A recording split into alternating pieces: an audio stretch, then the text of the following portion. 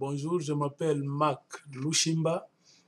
Je suis fondateur et président de Refugee Space Project, RSP, qui est une plateforme euh, sur laquelle les réfugiés, les déplacés de guerre et les demandeurs d'asile se rencontrent pour échanger leurs idées, parler de leurs expériences,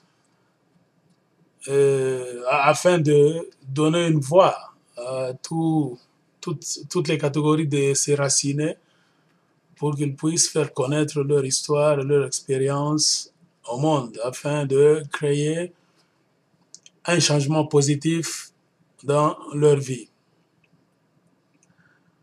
Au moment où je suis en train de parler, il y a un message que nous venons de recevoir de Burundi qui nous dit qu'il y a 5 réfugiés qui étaient arrêtés depuis le 30 mars 2011 et qui sont toujours en prison. Ça sera bientôt une année.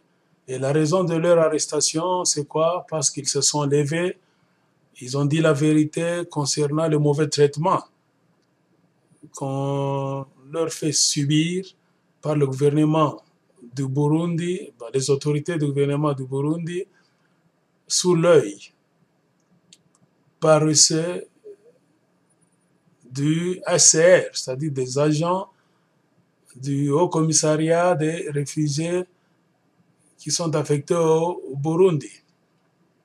Et les noms de ces 5 réfugiés sont les suivants. Il y a Fataki Mtambala, Swedi, Obengi Songolo, Tundula Maneno, Félix Kasongo Mpaije et Kalimbiro Chusi.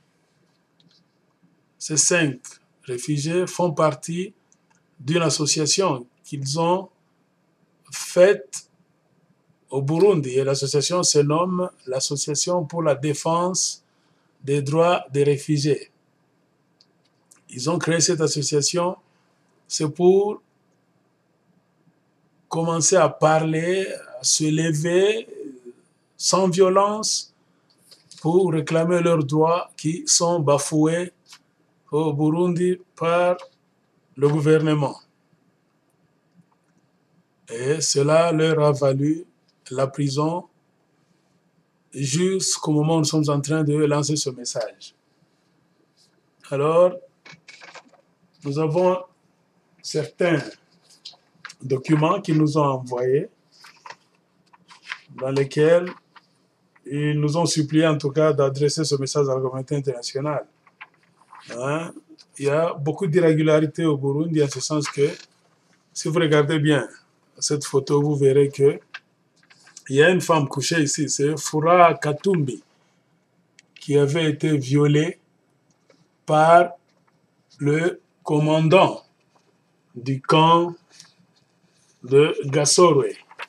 Les réfugiés se sont soulevés, vous pouvez même les voir ici, en train de marcher contre cet acte. Mais le gouvernement a fait la sourde oreille et le HCR n'a rien dit. Bien qu'il y avait des preuves que véritablement la femme, dont la réfugiée en question, était violée. Donc, ce problème a été porté à l'attention du monde extérieur par les membres de cette association-là, l'Association pour la défense des droits des réfugiés, parmi lesquels, c'est-à-dire certains d'entre eux sont en prison, sont en train de payer pour avoir dit la vérité. Il y a aussi un document qui nous montre cette femme qui s'était brûlée dans sa case, toujours dans le camp de Gasorwe. Alors, elle a été dépêchée à l'hôpital. Malheureusement, les agents de l'hôpital ont négligé de la soigner convenablement. On nous dit aujourd'hui elle n'utilise pas son bras gauche convenablement et elle a un peu de problèmes problèmes psychologiques, c'est-à-dire elle est traumatisée. Il y a cette autre femme qui avait un problème cutané.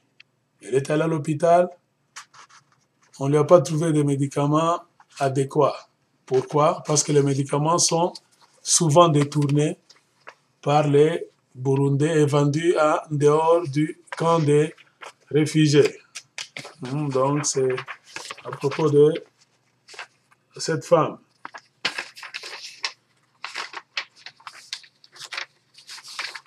Il y a aussi des agressions répétées sur la personne des réfugiés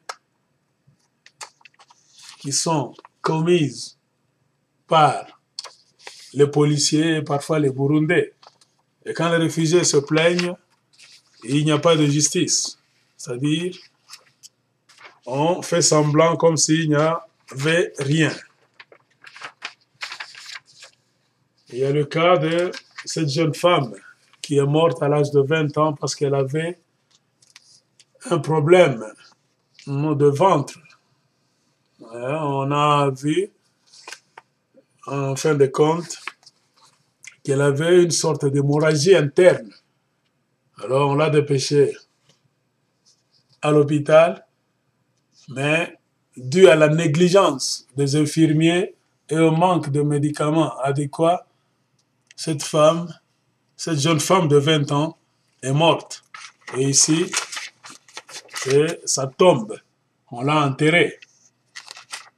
Et ici, c'est les réfugiés qui étaient à la veillée mortuaire. Il y a aussi des documents tels que des journaux qui montrent que vraiment ces réfugiés se sont battus pendant beaucoup d'années, pendant beaucoup de mois, contre le système néfaste érigé au Burundi par le gouvernement, c'est-à-dire on détourne leur nourriture, leurs médicaments. Parfois les policiers entrent au camp, volent leur bétail, c'est-à-dire des chèvres, même des poulets, leurs biens. Mais quand les réfugiés se lèvent, s'organisent pour se plaindre, parler, rien n'est fait. C'est-à-dire, la loi n'existe pas pour protéger les réfugiés au Burundi. Et ce qui nous inquiète, c'est que le HCR Burundi est là, calme, ne dit rien, ne fait même aucun effort pour redresser le comportement des agents du gouvernement du Burundi afin que les droits des réfugiés soient respectés. Et selon les derniers rapports toujours, on signale qu'il y a un organisme qu'on appelle l'ONPRA, c'est-à-dire l'Office national pour la protection des réfugiés et des apatrides, qui est dirigé par un certain colonel dont le nom est sur un document ici. Le nom de ce colonel en question, c'est Didas Nzikoruhio. On dit celui-ci, c'est un grand bourreau. C'est lui qui organise tous les coups, c'est-à-dire il faut mater les réfugiés, les terroriser, les bousculer sérieusement pour qu'ils n'aient pas l'occasion de s'élever, de se plaindre, afin que leurs problèmes soient connus du monde extérieur. Alors, les réfugiés se sont plaints. Ils ont dit que devant tous les viols des femmes et des jeunes filles, souvent par les Burundais, même par les agents du gouvernement, inclus les policiers, donc, dû au meurtre des réfugiés, vol de nourriture, donc distribution de nourriture pourrie parfois, et nourriture en pleine décomposition. Donc, ils se sont vus obligés d'organiser leur association qu'ils ont nommée, comme je l'ai dit, l'Association pour la défense des droits des réfugiés. Et le gouvernement burundais a été choqué et l'Office national des réfugiés, pour la protection des réfugiés et des apatrides, qui est censé les protéger, est devenu leur ennemi numéro 1 et a commencé maintenant à les traquer, à les arrêter, créer la terreur pour les faire taire. Et c'est dans cet ordre d'idées que ces réfugiés-là ont été même arrêtés depuis le 30 mars 2011. D'ici peu, ça sera maintenant une année, qui sont toujours en prison.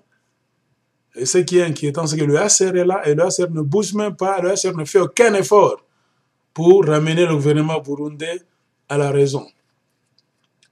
Et c'est pourquoi nous appelons la communauté internationale de tout faire. Si vous recevez ce message, en tout cas, faites tout pour nous aider à le répandre aux quatre coins de la planète Terre, afin que des institutions telles que le gouvernement des États-Unis, les gouvernements de l'Union européenne, l'ONU, la section du HCR, c'est-à-dire le Haut Commissariat pour les réfugiés, le directeur des droits humains de l'ONU, et beaucoup d'agences, beaucoup d'organismes qui luttent pour faire respecter le droit des réfugiés. En tout cas, faisons tout celui qui va recevoir ce message, aidez-nous à répandre ce message pour qu'on ait au Burundi vraiment, dans un plus bref délai, voir ce qui se passe là-bas. Essayer de sauver ces réfugiés qui sont là-bas, qui se meurent au jour le jour, dû à la négligence du Haut Commissariat des réfugiés et à la mauvaise foi du gouvernement qui continue toujours à les mater, à les faire taire, à les bousculer pour en tout cas les faire vivre dans un monde de terreur et de traumatisme. Aidez-nous. Ce faisant, nous allons sauver des vies qui sont en danger. Je vous remercie.